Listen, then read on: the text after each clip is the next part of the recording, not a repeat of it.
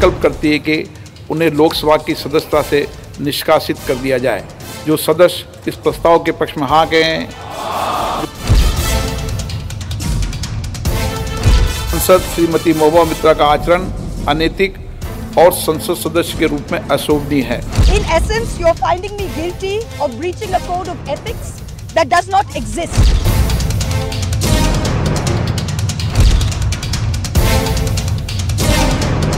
ये रुपया गांधी परिवार तक जाता है, उनकी तिजोरी में जाता है।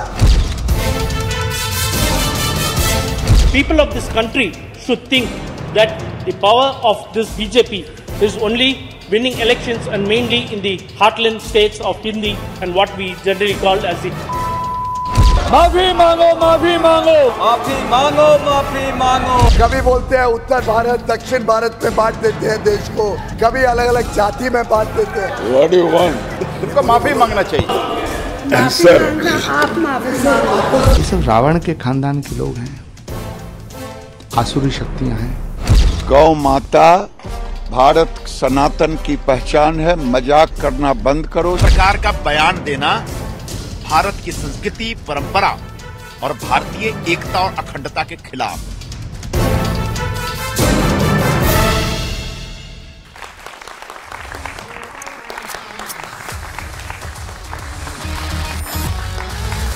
नमस्कार, देश नहीं झुकने देंगे में बहुत बहुत स्वागत आप सभी का। मैं हूं आपके साथ अमन चोपड़ा। यकीन मानिए इस हफ्ते राजनीति में कुछ ऐसा हुआ जो शायद या तो नहीं होता या तो बहुत कम होता है। मेरी नजर में तो शायद होता ही नहीं है, पहली बार हुआ है।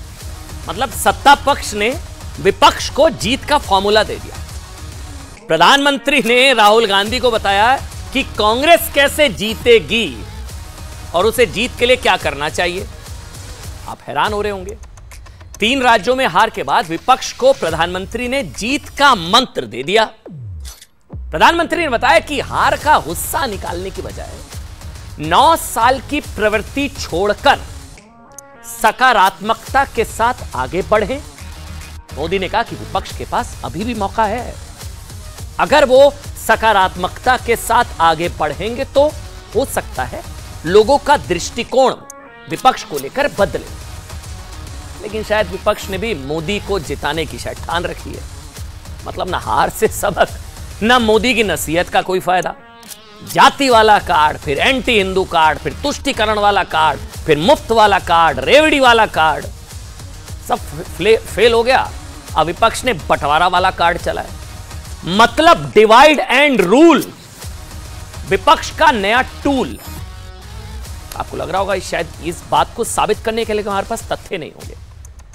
जानते हैं, सबसे एक एग्जाम्पल दूंगा। बहुत सारे बयान है, गौमूत्र वाला प्रदेश, गौमूत्र वाले राज्य, ये सब तो है ही, उत्तर दक्षिण डिवाइड, ये सब।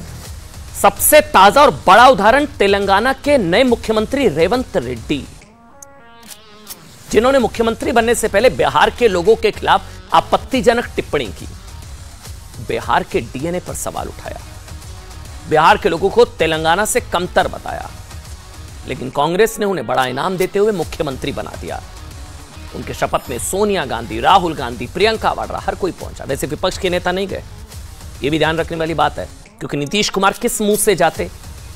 नीतीश कुमार उस नेता के शपथ ग्रहण में किस मुंह से जाते जिसके राज्य पर सवाल वो मुख्यमंत्री खुद उठा रहा है कि बिहार के लोगों के तो डीएनए में प्रॉब्लम है। शायद इसलिए प्रधानमंत्री ने भी कहा कि यह बंटवारे वाली आदत 70 साल पुरानी है और 70 साल पुरानी लत, आदत आसानी से नहीं जाएगी।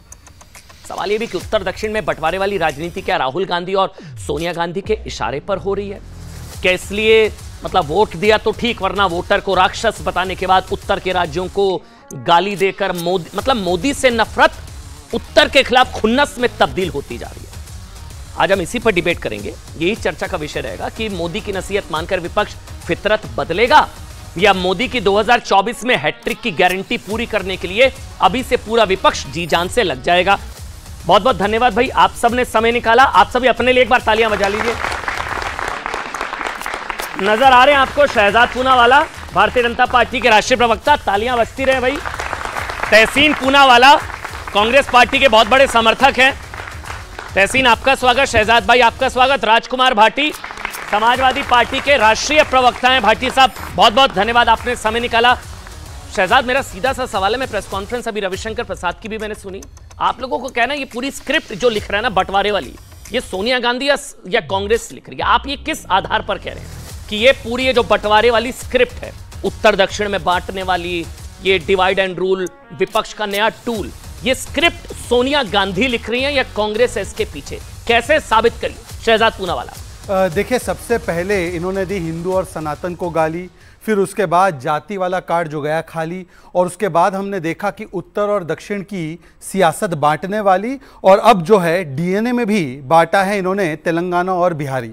अब ये केवल सेंथिल कुमार का बयान नहीं है जो डीएमके के नेता ने दिया है गौमूत्र का। वैसे तो मुझे हंसी आती है कि 5 वर्ष पहले जब इनके पास ये राज्य थे तब वो गौमूत्र वाले राज्य नहीं थे और गौ को अपमानित कर रहे हैं। मैं आपको बता दूं कि कर्नाटका के जो ब्रांड के लिए लोग लड़ाई लड़ रहे थे, नंदिनी ब्रांड, उसका लोगो जो है वो गौ का ही है, और गौ की ऐसी महत्वता है, वो तो गांधी जी का है। गांधी जी तो सबसे बड़े गौवंश को बचाने वाले थे, तो क्या गांधी जी सांप्रदायिक थे? पर चलिए, गांधी जी को तो उन्होंने बहुत पहले ही त्याग दिया है। परंतु उसके बाद हमने जो बयान देखा रेवांत रेड्डी का, रेवांत रेड्डी कहते हैं कि तेलंगाना का डीएनए बिहार के डीएनए से बेहतर है। अरे भाई, कोई मशीन है ऐसे मापने की? और ये एकलौता ऐसा बयान नहीं, बार बार ऐसे बयान उन्होंने दिए हैं बिहारी ऑफिसर्स के बारे में, जो ऑफिसर पढ़ लिख कर ऑफिसर बनते हैं और सेवा देते हैं। और इसके अलावा राहुल गांधी ने भी उत्तर भारतीयों के लिए क्या कहा था जब अमेठी में चुनाव हारे, तो उन्होंने कहा था कि उनको इश्यूज की समझ नहीं है। उसके अलावा प्रियंका वाड्रा तब खिलखिलाकर ठहाके मारकर हंस रही थी जब चन्नी ने कहा कि उत्तर प्रदेश बिहार के लोग जो होते हैं वो भैया होते हैं। अब मेरा सवाल इनसे नहीं है, क्योंकि ये इधर उधर की बातें करेंगे, शिवसेना बाकी चीजें गिनाएंगे। उत्तर प्रदेश या बिहार से, नॉर्थ से आप लोग जब ये सब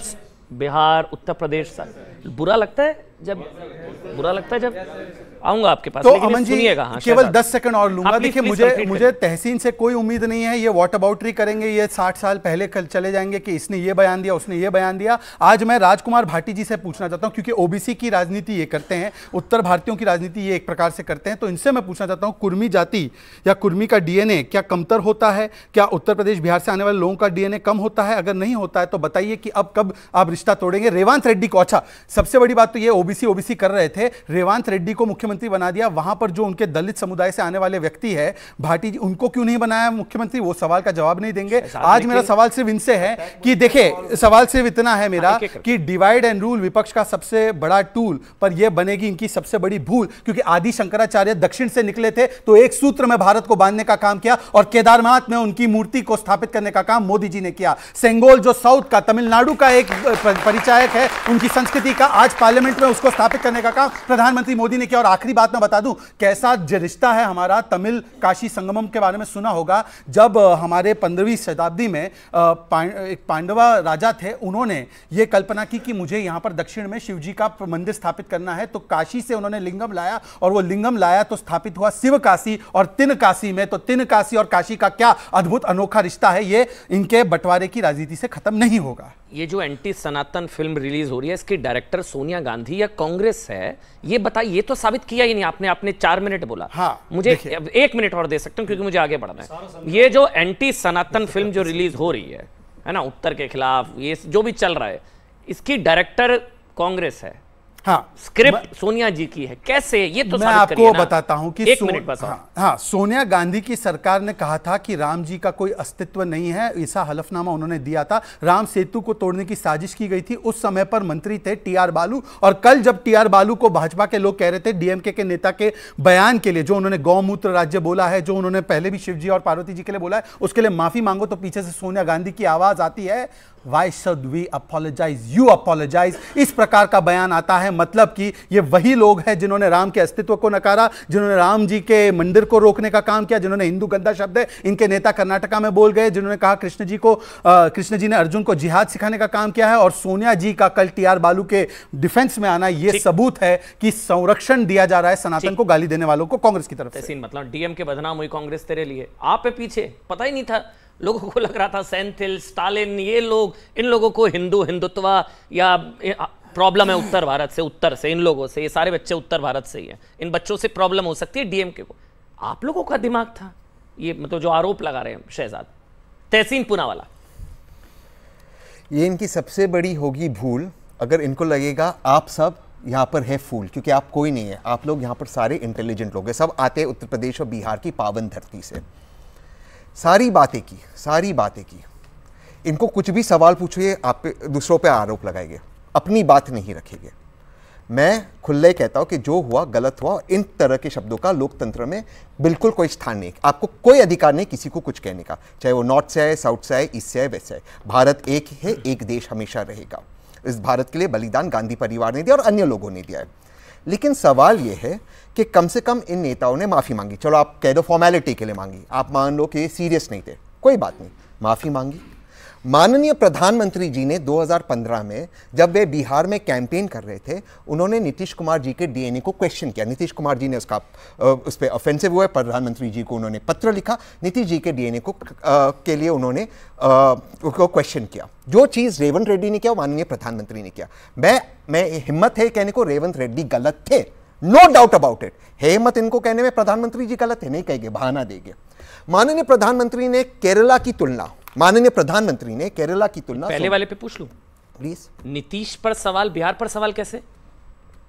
जैसे मतलब मोदी पर सवाल गुजरात पर सवाल थोड़ी ना होता है, ठीक है? अखिलेश पर सवाल यूपी पर सवाल नहीं होता, अमन चोपड़ा पर सवाल पंजाब पर सवाल नहीं होगा, बहुत अच्छा सवाल, तहसीन पूनावाला पर सवाल महाराष्ट्र पर सवाल नहीं होगा।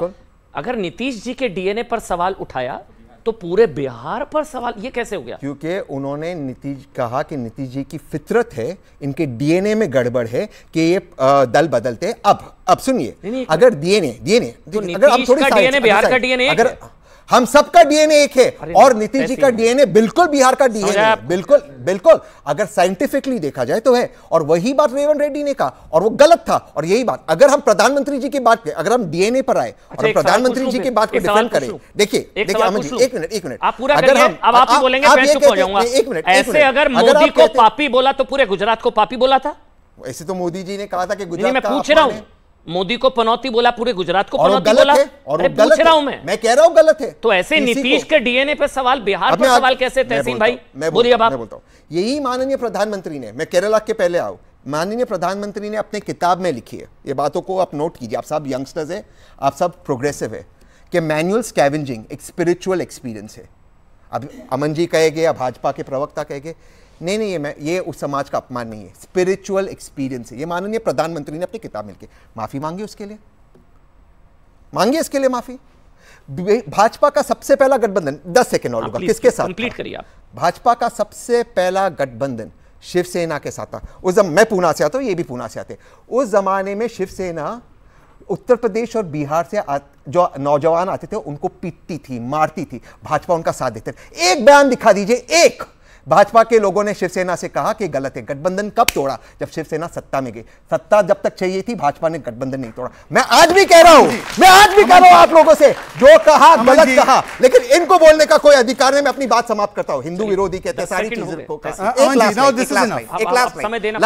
एक लास्ट लाइन उत्तर प्रदेश में जवाब ये देंगे। उत्तर प्रदेश में ये गठबंधन में संजय निषाद के साथ, संजय निषाद जी ने राजा दशरथ और भगवान राम के लिए जो कहा, अगर मैं इस शो पे कहूं, आप, मैं, अमन जी, हम सब अरेस्ट हो गए या नहीं अरेस्ट? उनको बोलो गठबंधन तोड़े। सच्चे भारतीय, सच्चे उत्तर प्रदेश के लोग हैं, सच्चे हिंदू तो तोड़े गठबंधन।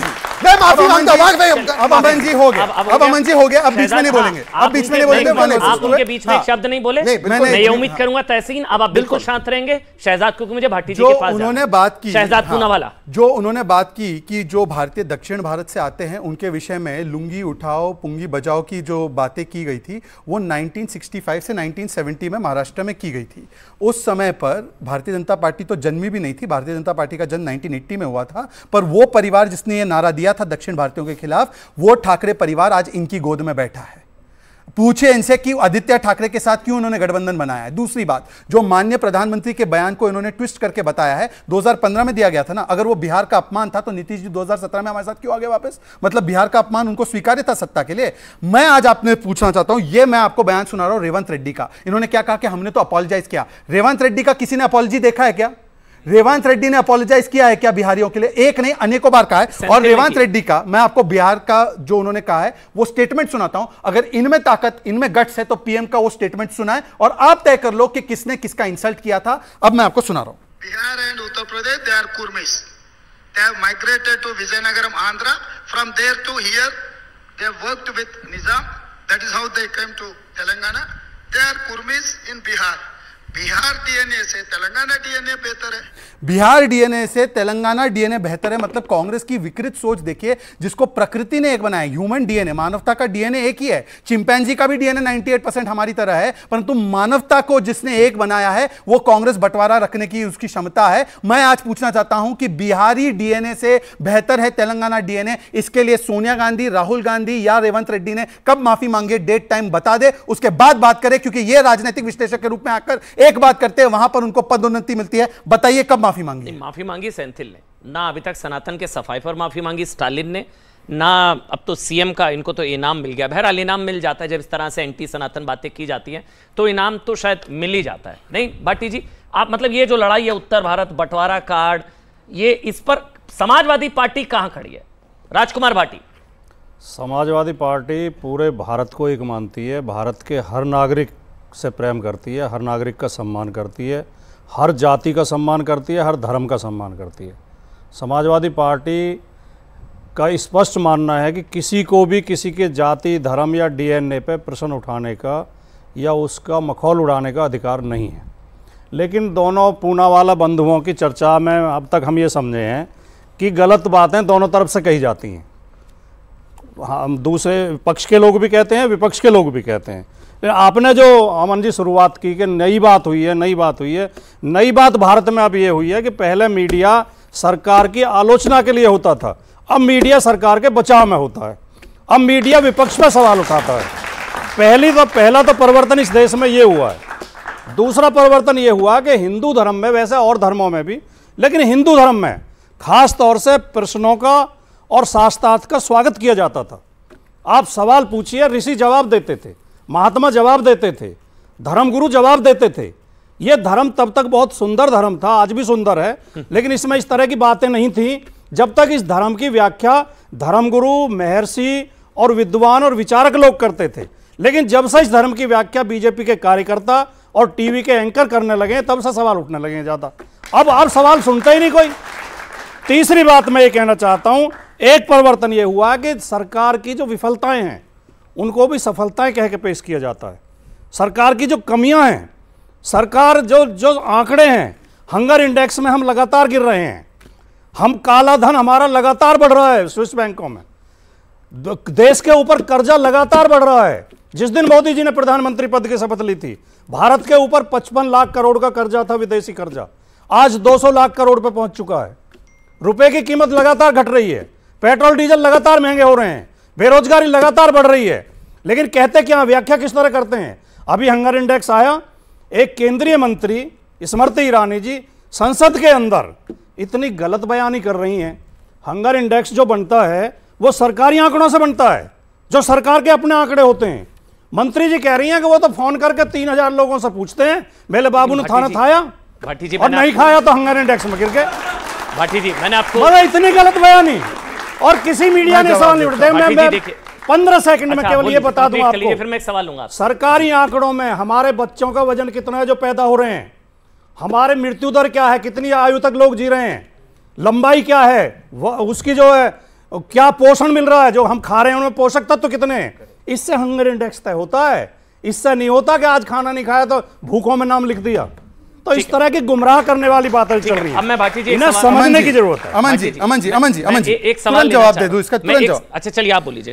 भाटी जी ने 2-3 अच्छी बातें की, मैं इनसे पूछना चाहता हूं कि इन्होंने हंगर इंडेक्स की बात की, बहुत अच्छी है। हंगर इंडेक्स में जहां पर हम खाना भेजते हैं, मतलब अफगानिस्तान और श्रीलंका, वो हमसे ऊंचा है, उस हंगर इंडेक्स की तो बात ये मान लेते हैं। अरे मान्यवर, फिर बता दीजिए ना, अगर धर्म की व्याख्या करने की इतनी इजाजत है, हिंदू धर्म में है, बिल्कुल है, तो आप बताइए, जब स्वामी प्रसाद मौर्य कहते हैं कि हिंदू धर्म ही धोखा है, जब वो मां लक्ष्मी के बारे में इस प्रकार के आपत्तिजनक टिप्पणी करते हैं, तो आपने तो उनको पदोन्नति दी, परंतु क्योंकि इतनी धार्मिक आजादी होनी चाहिए। एक सेकंड, जनरल सेक्रेटरी बनाए, एक सेकंड, परंतु मैं इनसे पूछना चाहता हूं कि यदि हिंदू धर्म में इतनी कुरीतियां हैं और उसको इतना आप डिस्कस करते हैं, एक बार बोल दीजिए कि इस्लाम धर्म में भी ये सारी कुरीतियां हैं। ट्रिपल तलाक का कानून सुप्रीम कोर्ट ने पारित करने के लिए कहा और उसके ऊपर खिलाफ उसके आदेश किया, तो सुप्रीम कोर्ट की बात को नहीं मानते और ट्रिपल तलाक के कानून के खिलाफ इन्होंने प्रदर्शन किया। बताइए कि वहां पर आपकी बोलती क्यों बंद हो जाती है? मतलब वोट बैंक के लिए आप हिंदू धर्म को तो गाली देंगे, आपकी हिम्मत है तो एक बार व्याख्या कीजिए दूसरे धर्मों के देवताओं पर, दूसरे धर्मों के पैगंबरों पर, वहां पर क्यों चुप हो जाते हैं? भाटी जी आप बताइए ना। एक सेकंड, दूसरी बात नहीं, सुन लीजिए आपके बीच में नहीं, सुन लीजिए पर बोला जाएगा। अब मैं इनसे बोलना चाहता हूं कि ये तो बहुत अच्छी बातें गिनवा रहे, 14, 17, 19, 22 और 23 के लोकल पोल में सारे मुद्दे उन्होंने गिनवाए और जनता ने हम पर विश्वास किया।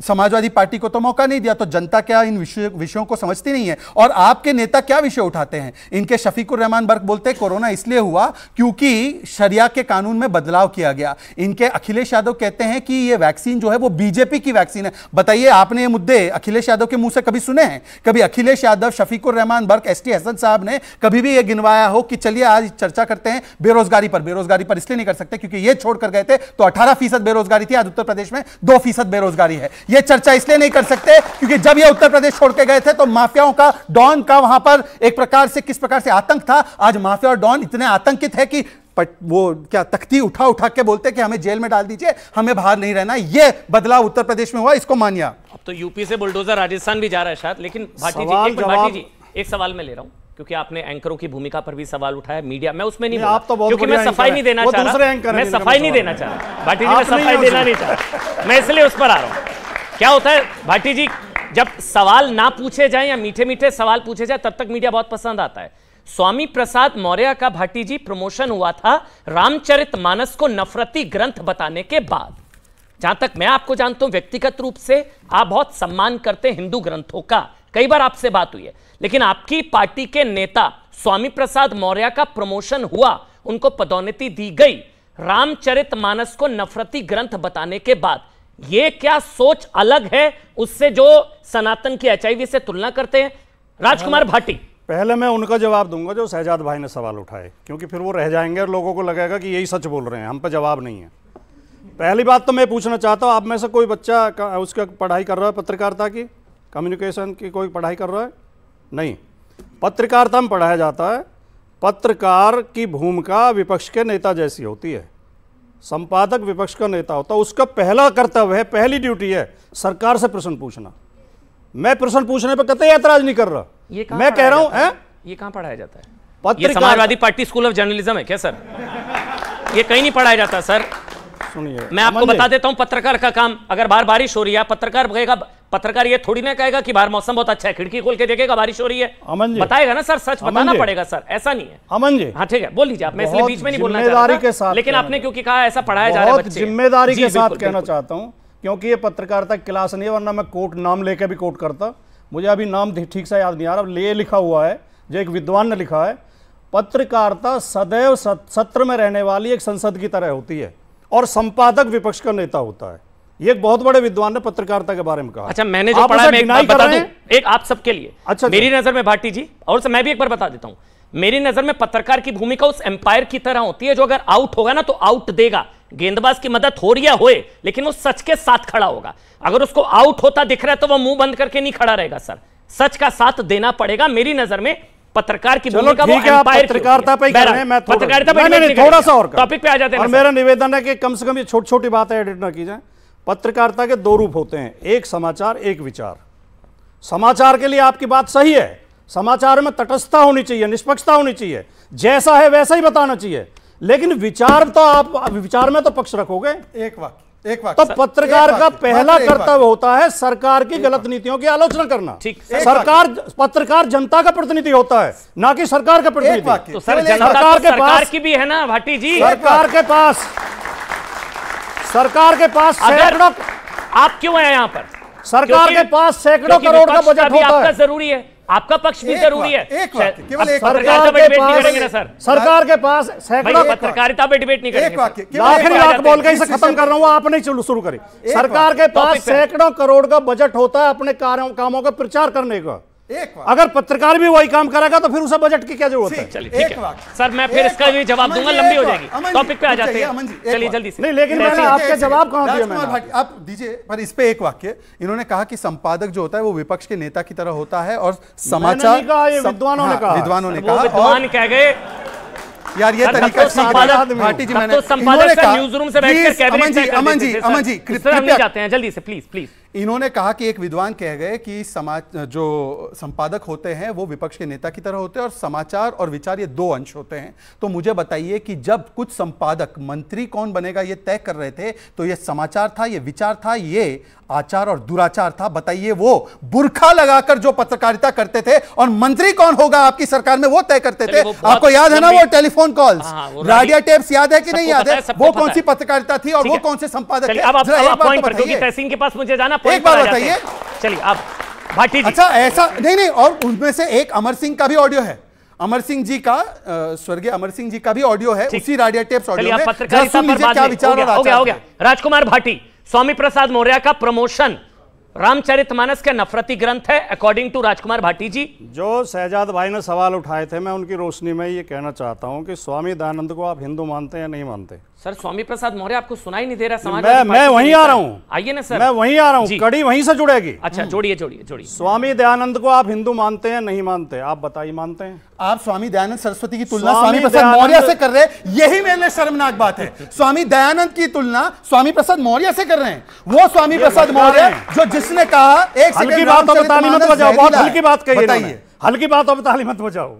नहीं, आपके भाड़े की ऑडियंस नहीं है मान्यवर, ये आपके कार्यकर्ता नहीं है कि आपके कहने पर ताली बजेगी। सम्मानित लोग, तो वही मैं कह रहा हूं, भाड़े के बता रहे हो। ऐसा है इतने सम्मानित लोगों को भाड़े के बता रहे हैं। ऐसा है, सुनिए, बहुत शर्मनाक बयान है। स्वामी दयानंद सरस्वती की तुलना वो स्वामी प्रसाद मौर्य से कर रहे हैं। लोगों को भाड़े का स्वामी प्रसाद मौर्य की तुलना स्वामी दयानंद सरस्वती से कर रहे हैं। बताइए अब तहसीन के पास जाना है। माफी मांगी स्वामी प्रसाद, क्या रामचरितमानस नफरती ग्रंथ है? रामचरितमानस में महिलाओं के लिए और शूद्रों के लिए अपमानजनक बातें लिखी हुई हैं। महिलाओं के लिए आप पूछ लेना, पहले इसी पर डिबेट कर लो बेशक। नहीं सर, बहुत घंटे 2 घंटे कर लो। तो ये इतना विवेचना, रामचरितमानस में महिलाओं के लिए और शूद्रों के लिए अपमानजनक बातें लिखी हुई हैं। उन्हें 2म दर्जे का नागरिक बताया गया है, उन्हें नीच बताया गया है। वो जो चौपाई आप बार बार जिक्र करेंगे, 10 चौपाई सुना सकता हूं मैं, वही बात है ना, एक चौपाई का 10 चौपाई का अंश और उस चौपाई। रामचरितमानस ये कहती है भ्राता पिता पुत्र उर्गारी पुरुष मनोहर निर्खत नारी होई विकल, प्रॉब्लम है रामचरितमानस, होई विकल सक मनई न रोकी। इतना आप इस्लाम के बारे में बोल सकते हैं कि यहाँ पर इसमें मुझे प्रॉब्लम है। मैं मुसलमान हूँ। अरे एक पढ़ दीजिए ना। मैं मुसलमान हूँ, हिंदू क्या पढ़ता हूँ, हिंदुओं ने क्या कुरान पढ़ता हूँ, मैं नमाज पढ़ता हूँ। कोई भी क्या मतलब उसमें क्या लिखा हुआ है? मैं जिस धर्म से संचालित होता हूँ मेरी जिम्मेदारी उसकी बनती है। मुझे क्या फर्क पड़ता है बाइबल में क्या लिखा हुआ है, कुरान में क्या लिखा हुआ है? हिंदू धर्म बाइबल और कुरान का ये दोनों रामचरितमानस को नफरती बता देना, आपका भी प्रमोशन हो जाएगा। आपने सवाल पूछा, मैं जवाब दे रहा हूं और जिम्मेदारी के साथ दे रहा हूं। इस पे सुनिए, एक सेकंड, नहीं 10 सेकंड, नहीं अमन जी 10 सेकंड। इन्होंने कहा कि मैं अपने धर्म पे व्याख्या करूंगा। स्वामी प्रसाद मौर्य तो बौद्ध है, तो वो क्यों बोल रहे हैं इस पर? एक सेकंड, अरे स्वामी प्रसाद मौर्य पे बात चल रही थी। अमन जी बीच में बोल रहे हैं। अमन जी रोकिए। मैं फैक्चुअली करेक्ट हूं ना? स्वामी प्रसाद मौर्य व्याख्या किसी कर रहे हैं? रामचरितमानस की। और रामचरितमानस का यत्र नार्यस्तु पूज्यन्ते रमन्ते तत्र देवता, ये कहां से आया? ये उसी मनुस्मृति से है। आप सिलेक्टिवली कोट करेंगे, ऐसे सिलेक्टिवली कोट करेंगे तो कुरान में भी बहुत सारी आयतें हैं जिसको आप सिलेक्टिवली कोट करेंगे तो गलत लगेगा, पर कुरान पे बोलने की हैसियत नहीं है। केवल हिंदू धर्मों पे और हिंदू धर्म के टेक्स्ट पे बोलने की हैसियत है, क्योंकि वोट बैंक की राजनीति। अमन जी ये हकीकत है, ये हकीकत है। चलिए तहसीन के पास जाना है। हाँ बोलिए। मेरा जन्म एक हिंदू परिवार में हुआ। और स्वामी जी का? हमारे घर में जब कोई भी शुभ कार्य होता है, जी का बताइए, एक एक करके। हमारे घर में जब भी कोई शुभ कार्य होता है तो वक्र तुंड महाकाय सूर्यकोटि समप्रभ निर्भय कुर्मे देव सर्व कार्येषु सर्वदा बोला जाता है। बहुत अच्छी बात। हम जब यज्ञ करते हैं ओम भूर्भुवः स्वः तत्सवितुर्वरेण्यं भर्गो देवस्य धीमहि धियो यो न प्रचोदयात् बोलते हैं। हम जब कलावा बांधते हैं तो येन बद्धो बलि राजा तेन येन बद्धो बलि राजा दानवेंद्रो महाबल तेन तो हम प्रतिबद्धा रक्षे माचल माचल। तो भाटी जी आपको इंडी गठबंधन में घुटन होती है? आप तो इतने बड़े वाले हिंदू हैं, घुटन होती है जब सनातन के सफाई की बात की जाती है। लेकिन दुर्भाग्य क्या है हमारा कि जो इनमें से किसी मंत्र का उच्चारण नहीं करते, जो कोई संस्कार नहीं करते, वो हमें हिंदू धर्म की शिक्षा दे रहे हैं, क्योंकि ये बीजेपी कार्यकर्ता हैं। हिंदू धर्म के ठेकेदार बीजेपी ने ले ली। मुझे दी है, आप बीजेपी के कार्यकर्ता, इसके अलावा आपकी क्या योग्यता है बताइए? आप कैसे हिंदू के बारे में मुझसे चुनौती दी? स्वीकार लीजिए। मैंने वेद पढ़ा है, मैंने रामायण पढ़ी है, मैंने मनुस्मृति पढ़ी है, मैंने महाभारत पढ़ी है। अमन जी, अब ये सांप्रदायिक काल पे आ गया। एक सेकंड, एक सेकंड, अमन जी, एक सेकंड। जटाटवी गलत जल प्रवाह पावित स्थले गड़े वाला ये कोई मंत्र नहीं है। आगे का बताओ, आगे का बताओ। कभी किसी भारतीय मुसलमान से मत बोलना कि तुम्हारा ये संस्कृति नहीं है। मैं आगे से पूछता हूं, आगे का बताइए। कौन से संस्कार में? अरे भाई बताइए आगे का, आगे का बताइए, बताइए आगे, आगे का बताइए। नहीं आता इनको नहीं आता। इसलिए मैं कहता हूं किसी भारतीय मुसलमान से उसकी संस्कृति का मत बोलिए। मैंने कभी नहीं कहा राम भक्तों पर गोली चलाना सही है। आपने राम भक्तों पर गोलियां चलाई, आज राम मंदिर बन रहा है। चलिए, अब मैं तहसीन पूनावाला के पास जा रहा हूं इस माइक के साथ, क्योंकि बहुत देर से तहसीन नहीं बोल पाए। तहसीन बहुत देर से नहीं बोल पाए। तहसीन नहीं, मैं तहसीन पूनावाला, अब मैं आपके पास आ रहा हूं। ये जो बार बार आरोप लगता है कि कांग्रेस पार्टी असल डायरेक्टर है, ये एंटी सनातन, एंटी हिंदू, ये तुष्टीकरण की जो पिक्चर रिलीज हो रही है। कल जब टीआर बालू भी संसद में बोलने खड़े तो सोनिया गांधी उनके बचाव में आई। क्या डीएमके के नेताओं के बचाव में सोनिया गांधी का खड़ा होना 24 में मदद करेगा या नुकसान? तहसीन पूनावाला, जो भी बोला गया था, मैं शुरुआत से कह रहा हूं, अब भी कह रहा हूं, गलत था। लेकिन भाजपा के पास कोई नैतिक अधिकार नहीं किसी से सवाल पूछने का। मैं इसके आपको कॉन्क्रीट उदाहरण देता हूं। देखिए, दिलीप घोष बाबूजी, आप लोग सब गूगल कीजिए, आप सब विद्वान हैं। उन्होंने जो मां दुर्गा के बारे में बोला, उसके बाद कोई भी व्यक्ति उनको जेल में डालता, जेल में डालना बहुत दूर की बात है, उनको सांसद बनाकर पार्लियामेंट में भेजा गया, भारतीय जनता पार्टी। भगवान हनुमान जी के जाति बताने वाली ये पार्टी थी। मैंने संजय निषाद जी की बात की आपको। अच्छा, अगर हमारा हिंदू धर्म जो बहुत विशाल धर्म है, हमारे देश की आत्मा है सनातन जी, प्लीज।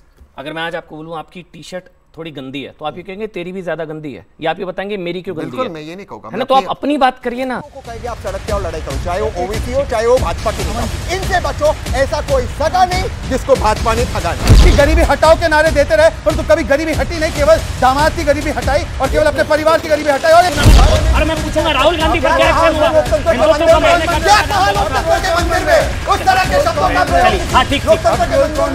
हमारी सनातन परंपरा में ऐसा है कि कोई भी शुभ कार्य करने से पहले गंगा जल का छिड़काव होता है।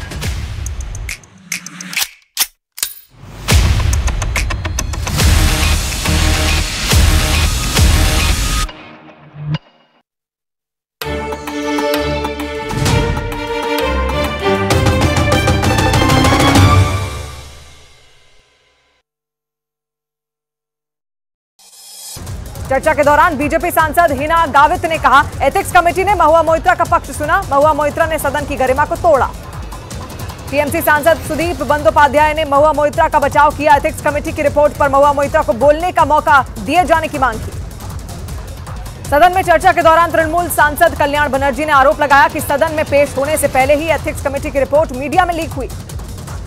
मध्य प्रदेश, राजस्थान और छत्तीसगढ़ में बीजेपी पर्यवेक्षकों की नियुक्ति, अध्यक्ष जेपी नड्डा ने नियुक्त किए पर्यवेक्षक। रक्षा मंत्री राजनाथ सिंह बनाए गए राजस्थान के पर्यवेक्षक। टीम में सरोज पांडे और विनोद तावड़े का भी नाम शामिल। हरियाणा के मुख्यमंत्री मनोहर लाल खट्टर को मिली मध्य प्रदेश के पर्यवेक्षक की जिम्मेदारी। लक्ष्मण और आशा लालरा भी टीम में शामिल। छत्तीसगढ़ के लिए नियुक्त पर्यवेक्षकों की टीम में केंद्रीय मंत्री अर्जुन मुंडा और सर्बानंद सोनोवाल का भी नाम। दुष्यंत कुमार भी टीम के सदस्य। राजस्थान में मुख्यमंत्री के नाम को लेकर अब सामने आए 3 नाम। अर्जुन राम मेघवाल और सीपी जोशी के साथ केंद्रीय मंत्री अश्विनी वैष्णव भी रेस में शामिल। मुख्यमंत्री चेहरे के लिए मंथन के बीच अध्यक्ष जेपी नड्डा से मिले ज्योतिरादित्य सिंधिया। संसद भवन में हुई मुलाकात। सीएम चेहरे पर चर्चा के बीच गृह मंत्री अमित शाह से मिले महंत बालकनाथ। संसद भवन में करीब 20 मिनट तक हुई मुलाकात। मध्य प्रदेश के नवनिर्वाचित बीजेपी विधायक अजय विश्नोई का सीएम पद पर बड़ा बयान। कहा, जीते 163 विधायक के अलावा कोई और भी बन सकता है मुख्यमंत्री। राजस्थान के मुख्यमंत्री को लेकर कयासों के बीच विधायक किरोड़ी लाल मीणा के एक समर्थक ने शुरू की दंडवत यात्रा। उत्तराखंड ग्लोबल इन्वेस्टर समिट का प्रधानमंत्री मोदी ने किया उद्घाटन। देहरादून में भव्य समारोह। देहरादून में ग्लोबल इन्वेस्टर समिट को प्रधानमंत्री नरेंद्र मोदी ने किया संबोधित। बोले, कुछ ही वर्षों में भारत बन जाएगा दुनिया की तीसरी सबसे बड़ी अर्थव्यवस्था। प्रधानमंत्री के लोगों से देश में ही शादी करने की अपील। बोले, उत्तराखंड में डेस्टिनेशन मैरिज के लिए आए लोग। उत्तराखंड ग्लोबल इन्वेस्टर समिट में कई देशों के राजदूत और बड़े उद्योगपति शामिल। देहरादून में 2 दिन तक चलेगा summit. Uttarakhand global investor summit को मुख्यमंत्री पुष्कर सिंह धामी ने किया संबोधित। बोले, निवेश से राज्य में बढ़ेंगे रोजगार के मौके। उत्तराखंड इन्वेस्टर समिट को बाबा रामदेव ने किया संबोधित। लोगों से राज्य में निवेश करने की अपील की। एबीवीपी के राष्ट्रीय अधिवेशन का केंद्रीय गृह मंत्री अमित शाह ने किया उद्घाटन। कार्यक्रम में देश भर से एबीवीपी के 8,500 कार्यकर्ता हुए शामिल। एबीवीपी के अधिवेशन में गृह मंत्री ने किया राम मंदिर का जिक्र। बोले, अयोध्या में राम मंदिर निर्माण की नहीं कर सकता था कोई कल्पना। जेडपीएम के लाल डुहोमा बने मिजोरम के नए मुख्यमंत्री। आइजोल में हुआ शपथ ग्रहण समारोह। केंद्रीय मंत्री नरेंद्र सिंह तोमर, प्रहलाद पटेल और रेणुका सिंह का इस्तीफा राष्ट्रपति ने किया स्वीकार। विधानसभा चुनाव जीतने के बाद तीनों मंत्रियों ने दिया था इस्तीफा। 3 मंत्रियों के इस्तीफे से खाली विभागों का बंटवारा। अर्जुन मुंडा को कृषि और राजीव चंद्रशेखर को जल शक्ति राज्य मंत्री का अतिरिक्त भार। लोकसभा से इस्तीफा देने वाले नेताओं को लोकसभा हाउसिंग कमेटी का नोटिस। 30 दिनों में दिल्ली का आवास खाली करने को कहा। लोकसभा स्पीकर ने बीजेपी सांसदों का इस्तीफा स्वीकार किया। बीजेपी के 11 सांसदों ने विधानसभा चुनाव जीतने के बाद लोकसभा सदस्यता से दिया था इस्तीफा। मध्य प्रदेश में नए सीएम को लेकर पोस्टरबाजी। ग्वालियर में नरेंद्र सिंह तोमर का लगा पोस्टर, लिखा बॉस। मध्य प्रदेश में कांग्रेस की बड़ी हार के बाद कमलनाथ ने कांग्रेस का प्रदेश अध्यक्ष पद छोड़ा। राष्ट्रीय अध्यक्ष मल्लिकार्जुन खड़गे को सौंपा अपना इस्तीफा। रूस के राष्ट्रपति व्लादिमीर पुतिन ने की प्रधानमंत्री नरेंद्र मोदी की तारीफ। बोले, मोदी की गारंटी भारत के विकास की गारंटी। पुतिन ने रूस से तेल खरीदने के मामले का किया जिक्र। बोले, दबाव के बावजूद पीएम मोदी ने भारत के हित में फैसले लिए। जम्मू कश्मीर से धारा 370 हटाए जाने के मामले पर सुप्रीम कोर्ट 11 दिसंबर को फैसला सुनाएगा। 5 सितंबर को संविधान पीठ ने 16 दिन की सुनवाई के बाद फैसला सुरक्षित रखा था। दुनिया का 1/4 फोन भारत में बनाने का एप्पल का लक्ष्य। अगले 2 से 3 वर्षों में हर साल 50 मिलियन आईफोन बनाने का टारगेट। भारत में एप्पल के विस्तार की खबर पर केंद्रीय संचार मंत्री अश्विनी वैष्णव का पोस्ट, लिखा, मोदी की गारंटी पर एप्पल का भरोसा। भारत ने अगले साल मार्च तक प्याज निर्यात पर प्रतिबंध लगाया। देश में प्याज की उपलब्धता बनाए रखने के लिए लिया गया फैसला। रिजर्व बैंक ऑफ इंडिया ने बैंकों के लिए रेपो रेट को स्थिर रखा है। रेपो दर 6.5% की रहेगी और आरबीआई ने लगातार 5वीं बार रेपो रेट को स्थिर रखा। अस्पतालों और शैक्षणिक संस्थानों में यूपीआई से भुगतान की सीमा बढ़ाई गई। 1 लाख की जगह अब 5 लाख रुपए कर सकेंगे भुगतान। कांग्रेस से राज्यसभा सांसद धीरज साहू के ठिकानों पर आईटी रेड। बीजेपी नेता प्रकाश जावड़ेकर ने कांग्रेस पर हमला बोला। कहा, कांग्रेस का भ्रष्टाचार से पुराना नाता है। कांग्रेस के राज्यसभा सांसद धीरज साहू पर आईटी के रेड के बहाने पीएम मोदी का कांग्रेस पर हमला। कहा, जनता से जो लूटा है उसकी पाई लौटानी पड़ेगी, ये मोदी की गारंटी है। अस्पताल में भर्ती केसीआर से मिलने पहुंची बेटी कविता। हाल जानने के लिए सीएम रेवंत रेड्डी ने स्वास्थ्य सचिव को भेजा अस्पताल। हैदराबाद में सीएम रेवंत रेड्डी ने प्रजा दरबार लगाया, जहां पहली दिन ही सैकड़ों लोग अपनी शिकायत लेकर सीएम आवास पहुंचे। दिल्ली के पंजाबी बाग में पूर्व एमएलए दीप मल्होत्रा के घर पर फायरिंग मामले में 2 शूटर गिरफ्तार। लॉरेंस बिश्नोई गैंग से जुड़े हैं दोनों शूटरों के तार। केंद्रीय मंत्री ज्योतिरादित्य सिंधिया के मुताबिक नए साल में अयोध्या का एयरपोर्ट हो जाएगा तैयार। मंदिर में प्राण प्रतिष्ठा से पहले पीएम मोदी करेंगे उद्घाटन। एनसीपी नेता सुप्रिया सुले ने नवाब मलिक पर लिखे लेटर को लेकर उप मुख्यमंत्री देवेंद्र फडणवीस पर उठाए सवाल। कहा, अजीत पवार के साथ बीजेपी एक होने का दिखावा करती है। उप मुख्यमंत्री देवेंद्र फडणवीस के लेटर पर बोले एनसीपी प्रमुख अजीत पवार। कहा, गठबंधन में हर किसी को अपनी भूमिका तय करने का अधिकार। बीजेपी ने महाराष्ट्र के कई शहरों में कांग्रेस अध्यक्ष मल्लिकार्जुन खड़गे के बेटे और कर्नाटक सरकार के मंत्री प्रियांक खड़गे के खिलाफ किया प्रदर्शन। सावरकर पर दिए बयान को लेकर किया प्रदर्शन। महाराष्ट्र के नासिक में कांग्रेस नेता प्रियांक खड़गे के सावरकर पर दिए गए बयान का विरोध। बीजेपी युवा मोर्चा ने प्रियांक खड़गे के खिलाफ निकाली यात्रा। महाराष्ट्र के ठाणे में भी प्रियांक खड़गे के खिलाफ प्रदर्शन। बीजेपी युवा मोर्चा के कार्यकर्ताओं ने पोस्टर बैनर के साथ विरोध किया। मशहूर अभिनेता जूनियर महमूद का निधन, कैंसर की वजह से ली अंतिम सांस, दुनिया को कहा अलविदा। पश्चिम बंगाल के आसनसोल में बीजेपी ने अवैध खनन के खिलाफ किया प्रदर्शन। नेशनल हाईवे पर जाम लगाकर जताया विरोध। नाबालिग लड़कियों को लेकर कलकत्ता हाईकोर्ट की टिप्पणी को सुप्रीम कोर्ट ने बताया गैर जरूरी, मामले का लिया स्वतः संज्ञान। कहा, उपदेश देने से बचें जज। दिल्ली में यमुना नदी के किनारे बने गौशाला तोड़ने पर लोगों का विरोध, सड़क जाम कर किया प्रदर्शन। बिहार के वैशाली में बदमाशों का कहर, पूर्व उप मुखिया और आरजेडी नेता मैनेजर सानी को मारी गोली। हत्या के बाद लोगों का फूटा गुस्सा, सड़क पर लगाया जाम। सुखदेव गोगामेणी की पोस्टमार्टम रिपोर्ट के मुताबिक उनके शरीर पर 9 गोलियां मिली, जबकि उनके दोस्त नवीन शेखावत को 7 गोलियां लगी थी। जयपुर में सुखदेव गोगामेणी की हत्या के बाद शूटरों के डीडवाना पहुंचने का दावा। पुलिस सूत्रों के मुताबिक आरोपी ने डीडवाना से आगे जाने के लिए कार बुक की थी। सुखदेव गोगामेणी हत्या मामले में पुलिस ने शूटरों को डीडवाना से सुजानगढ़ तक पहुंचाने वाले कार मालिक को हिरासत में लिया। पुलिस सूत्रों के मुताबिक सुजानगढ़ से दोनों आरोपी बस से फरार हो गए। पुलिस सूत्रों के मुताबिक सुखदेव गोगामणि की शूटर नितिन फौजी और गैंगस्टर संपत नेहरा के बीच मिला कनेक्शन। शुरुआती जांच में दोनों के बीच संपर्क होने की बात आई सामने। सुखदेव गोगामणि ने गनमैन नरेंद्र का सवाई मानसिंह अस्पताल में इलाज जारी। नरेंद्र के भाई ने कहा, गोली लगने के बाद भी नरेंद्र ने किया था बदमाशों का मुकाबला। पश्चिम बंगाल के दार्जिलिंग में भारी बर्फबारी के बाद बर्फ से ढका पहाड़। बर्फबारी की वजह से कई इलाकों में लुढ़का पारा। मिगजॉम तूफान की वजह से चेन्नई के कई इलाकों में भारी बारिश। मूसलाधार बारिश के बाद सड़कों पर पानी भरा। 3 दिन बाद भी तमिलनाडु मिगजॉम तूफान के असर से पूरी तरह उबर नहीं पाया। देर रात रेस्क्यू के दौरान एनडीआरएफ की टीम ने एक और शव बरामद किया। अयोध्या में बन रहे राम मंदिर की नई तस्वीरें श्री राम जन्मभूमि ट्रस्ट ने जारी की। जनवरी में मंदिर में रामलला की होनी है प्राण प्रतिष्ठा। राम मंदिर में रामलला के प्राण प्रतिष्ठा कार्यक्रम का निमंत्रण मिलने पर कांग्रेस नेता आचार्य प्रमोद कृष्णम ने ट्वीट कर जताया आभार।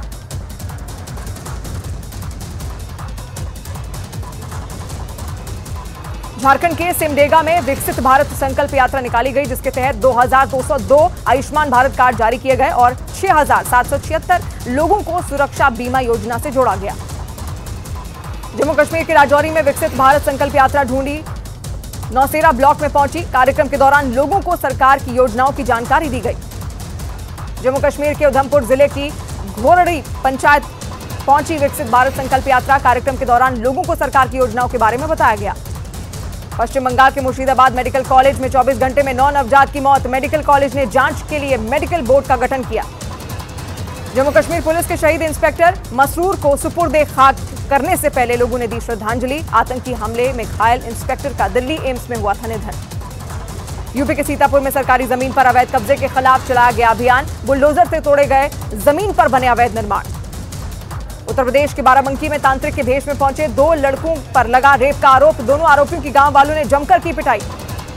महाराष्ट्र के नागपुर में राज्य सरकार के विरोध में प्रदर्शन। कांग्रेस प्रदेश अध्यक्ष नाना पटोले सहित कई सारे पार्टियों के नेता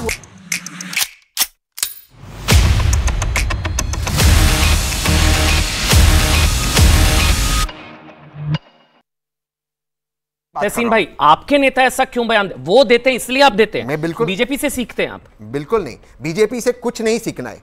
एक चीज लाइफ में सीखो, बीजेपी से कुछ नहीं सीखना, क्योंकि ऐसा कोई सगा नहीं जिसको भाजपा नहीं तगा नहीं। कुछ मत सीखो इनसे। अब मैं आपको आगे की बात बताता हूं। ये क्यों धर्म की बात पर आते? हिंदू धर्म हमारी देश की आत्मा है। क्यों ये हम धर्म की बात करते? क्योंकि भारती जी ने साइंटिफिक सवाल उठाया मैल न्यूट्रिशन का। जो हमारे देश में बच्चे पैदा होते, इन्होंने कैसा मैनिपुलेट किया? बांग्लादेश, अफगानिस्तान, न जाने सीरिया, कौन से देशों का नाम लिया।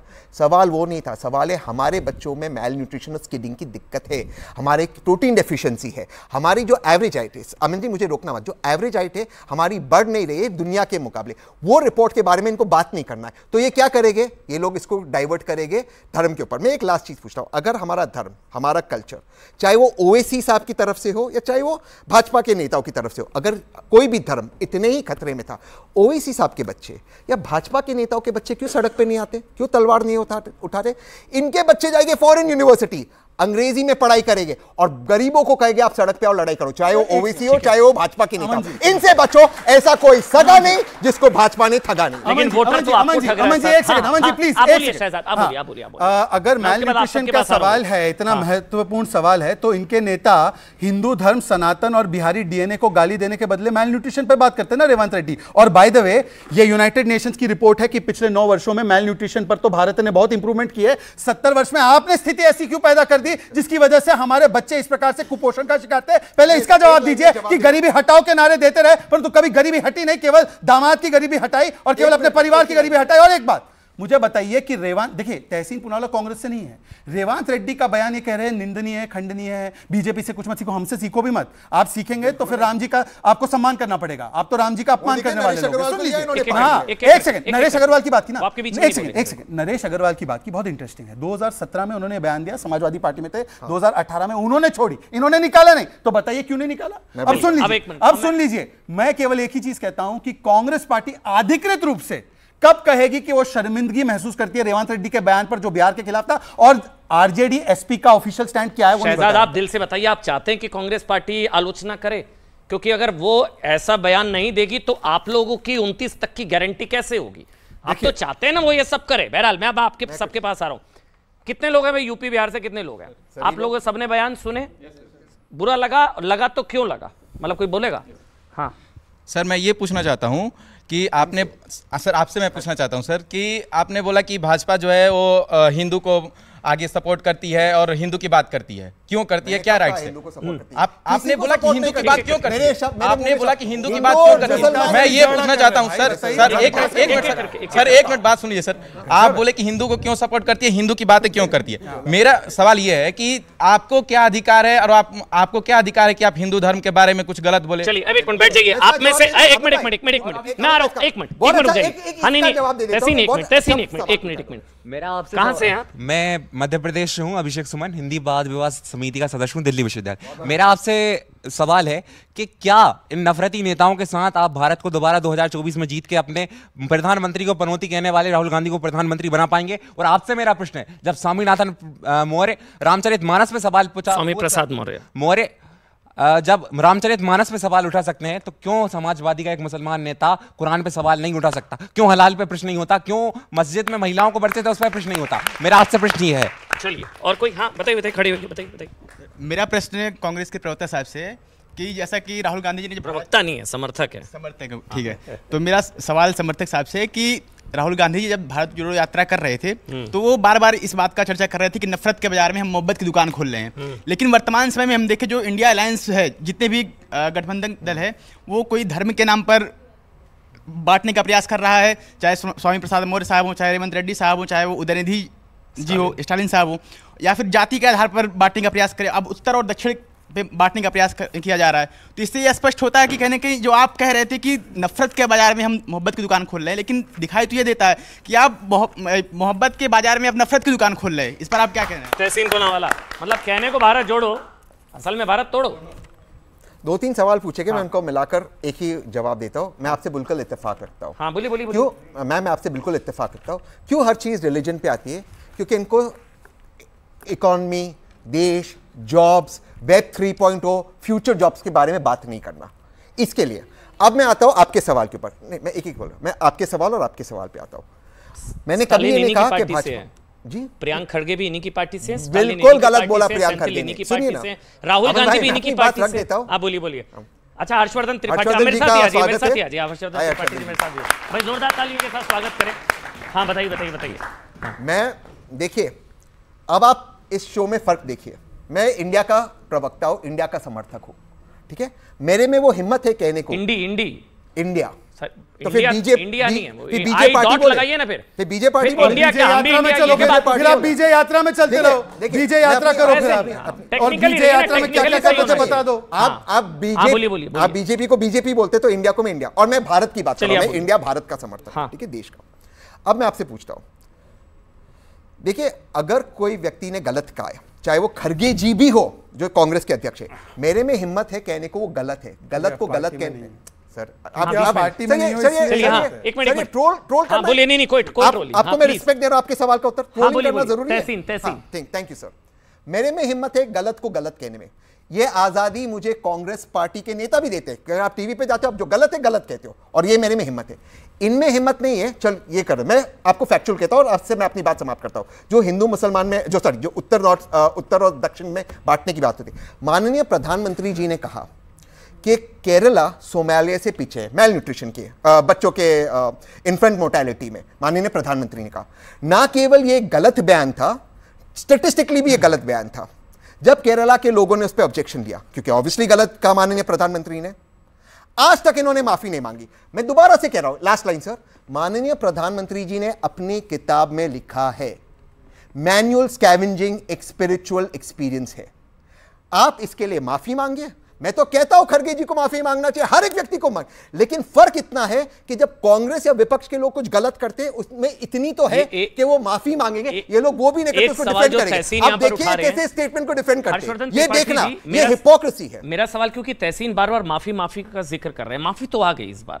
अब वो कहने को कहा जा सकता है कि 3 राज्यों के नतीजे ऐसे नहीं होते तो शायद माफी भी नहीं आती, क्योंकि सनातन के सफाई पे नहीं आई, HIV पर नहीं आई, सनातन के HIV से तुलना पर नहीं आई, हिंदू आतंकवाद पर नहीं आई, लेकिन ये गौमूत्र वाले राज्य वाले पर माफी। रमेश बिदूरी ने माफी मांगी सर। हाँ, ये अगर चुनाव के नतीजे ऐसे नहीं होते, सनातन के सफाई वालों का सफाया ना होता, तो क्या ये माफी आती? हर्षवर्धन त्रिपाठी सर बहुत देर से जुड़े, एक बार बोलने दीजिए ना, बोलने दीजिए ना। रमेश बिदूरी पे एक्शन हुआ, तहसीन पूनावाला, अरे मैं पूछूंगा राहुल गांधी पर क्या एक्शन हुआ?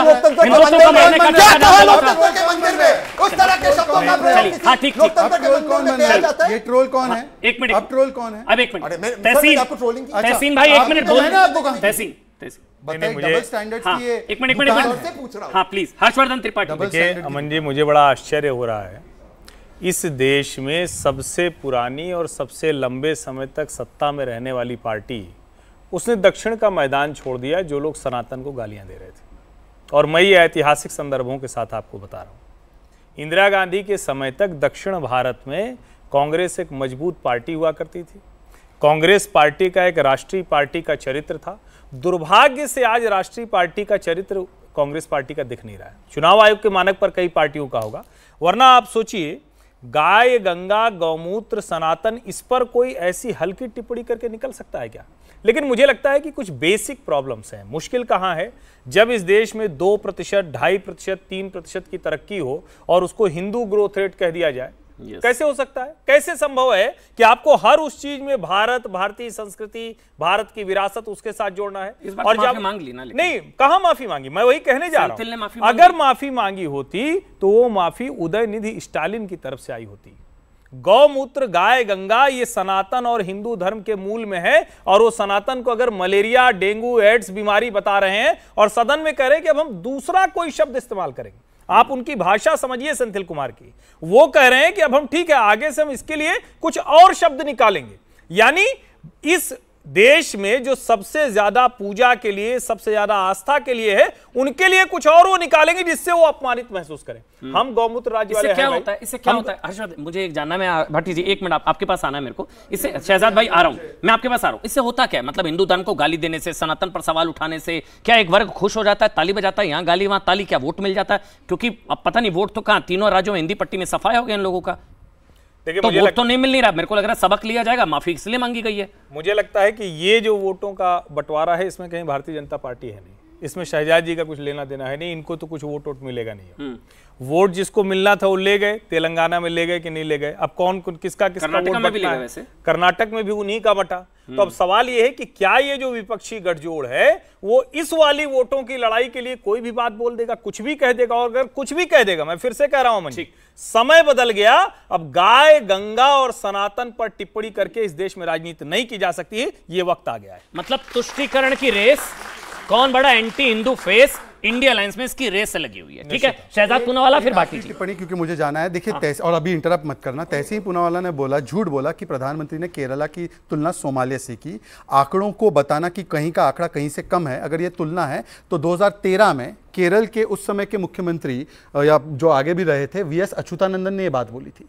अब तहसीन पूनावाला बताइए, अगर ये केरल का अपमान है तो आपने उनके साथ गठबंधन क्यों किया है? और 2013 तब तो ये छोटे नहीं थे, तब भी ये उम्र उनकी अच्छी खासी थी, कांग्रेस की उम्र भी अच्छी खासी थी, तो उन्होंने तब उसके ऊपर ऑब्जेक्शन क्यों नहीं किया? आज ये इसलिए ला रहे हैं। देखिए, मैं वॉटर बाउटरी को हिंदी में क्या कहते हैं मुझे नहीं पता, परंतु मुझे बताइए कि रेवांत रेड्डी पर माफी नहीं मांगी, जब इन्होंने कहा कि मंदिर जाने वाले लड़की छेड़ते उस पर माफी नहीं मांगी। अभी इनके इंडी नेता ने, आम आदमी पार्टी के नेता बोलेंगे दिल्ली पुलिस से अरेस्ट करवा दो, उन्होंने कहा कि मंदिरों में महिलाओं का बलात्कार होता है, ये उनके नेता ने कहा है, गौतम जी ने, पर उसके ऊपर भी ये लोग शर्मिंदगी नहीं महसूस करेंगे। तिलक पर सवाल उठाए, रामचरितमानस को जहरीला कहा, ये सारे बयान एक के बाद एक दिए गए, किसी ने माफी नहीं मांगी, उल्टा प्रियंक खड़गे और खड़गे जी ने समर्थन दिया है। और इसीलिए आज जो सनातन को देगा गाली, उसको करनी पड़ेगी इस बार तो माफी आ गई ना शहजाद, इस बार तो माफी आई ना। किस पे? सेंथिल की माफी आई ना इस बार पे माफी, वो भी आधी अधूरी आई। और जहां तक रेवांत रेड्डी का, मैं बार बार कह रहा हूं, रेवांत रेड्डी ने जो कुर्मी जाति को लेकर और जो बिहारियों को लेकर कहा है ना, इन्होंने कहा कि हम रेवांत रेड्डी से रिश्ता नहीं रखेंगे, ना इन्होंने कहा रेवांत रेड्डी ने किस समय पर, किस स्थिति पर, समय बता दीजिए यहां पर माफी मांगी हो, बता दीजिए ना। अभी तक क्यों नहीं माफी मांगी? माफी मांगी है क्या? भाटी जी, रेवांत रेड्डी अब तो तेलंगाना के मुख्यमंत्री हैं, जो सवाल उठा रहे हैं बिहार के डीएनए पर, तो वो आप लोग रिश्ता रखेंगे? मतलब जो शहजाद का सवाल भाई को इस बात की बड़ी पीड़ा है कि कुर्मियों के डीएनए पर सवाल उठाया, यादवों के खिलाफ टिप्पणी की, ओबीसी के खिलाफ क्यों टिप्पणी की? ओबीसी से इन्हें बड़ी मोहब्बत है। लेकिन जब इनकी पार्टी के मुख्यमंत्री, जब एक ओबीसी मुख्यमंत्री ने, अखिलेश यादव ने 2017 में मुख्यमंत्री आवास खाली किया था, तो इनके मुख्यमंत्री ने उसे गंगाजल से और गौमूत्र से धुलवाया था कि यहाँ एक जो है शूद्र जाति का व्यक्ति यहाँ रहा था, इसमें यह अपवित्र हो गया। हाँ, अरे आपको पता नहीं है कुछ भी बातें इसे, मतलब हम अरे कुछ कुछ भी भी बात है करें, क्या बात, कुछ ये तो भी बोले, विधानसभा में बताइए। सवाल उठा मुझे है, लगता ये विधानसभा में सवाल उठा है। अच्छा, विधानसभा में योगी आदित्यनाथ से पूछा गया जवाब दे रहे हैं कि आपने गंगा जल से और गोमूत्र से क्यों धुलवाया था? मुझे जहां तक याद है, एक मिनट, मुझे क्या हम शूद्र हैं? अखिलेश यादव ने खुद मुझे उस वक्त, मुझे जहां तक याद है भाटी जी, मुझे जहां तक याद है पीड़ा नहीं हुई उस वक्त शायद टोटी चोरी का आरोप लगा था। ये वाला शायद फैक्ट मुझे नहीं बढ़िया खेल रहे हो। जो गंगा जल से घर को पवित्र कराने की बात है, हाँ। हम हिंदू लोग कभी भी अपने घर में अगर नए घर में भी जाते हैं या अपना गृह प्रवेश करते हैं तो गंगा जल से तो पवित्र करते हैं। योगी आदित्यनाथ किसी का की घर वजह नहीं है, से वो कतई नहीं सरकारी करते। वो योगी जी का घर नहीं है, किसी गलत की बयान वजह कर रहे से हैं। कतई नहीं करते। हम नो, नो, किराए नो, के भी घर में उसमें जाते गृह हैं तो भी प्रवेश यही नहीं हो रहा काम था। करते हैं। अब मुझे लगता है कि पत्नी रीति बच्चों के रिवाज साथ गृह परंपरा प्रवेश नहीं हो रहा को, था। और योगी आदित्यनाथ तो वैसे भी मठ के सन्यासी हैं, वो तो उनके रोज के जीवन में होगा। ये तो है भाई, हम भी गंगा जल का छिड़काव तो सब करते हैं शायद भाटी जी। आप नहीं तो इनकी हर बात का त्रिपाठी जी। समर्थन करोगे। नहीं त्रिपाठी जी, नहीं आप बता दीजिए, आप लोग नहीं करते भाई? करते हैं ना गंगा जल का अपने छिड़काव घर में ही तो होता ही है करते शायद। हो। सभी करते हैं अपने घर में ही तो करते हो। एक मिनट, बच्चा कुछ बोलना चाह रहा है, जल्दी सर। हमारी सनातन परंपरा में ऐसा है कि कोई भी शुभ कार्य करने से पहले गंगा जल का छिड़काव होता है। हाँ, हमारी आपकी सनातन परंपरा में ऐसा ही है। ऐसा है हमारी आपकी सनातन परंपरा में इनसे पूछो इनकी में है या नहीं। ठीक है, बहुत बहुत शुक्रिया तहसीन पूनावाला, शहजाद पूनावाला, राजकुमार भाटी जी आपका, और हर्षवर्धन त्रिपाठी देरी से जुड़े बहुत बहुत धन्यवाद सर आपका, खासकर आप सबका भाई बहुत बहुत शुक्रिया, आप सबसे समय निकाला। 23 में श्राप क्या 24 में साफ रहेगी नजर।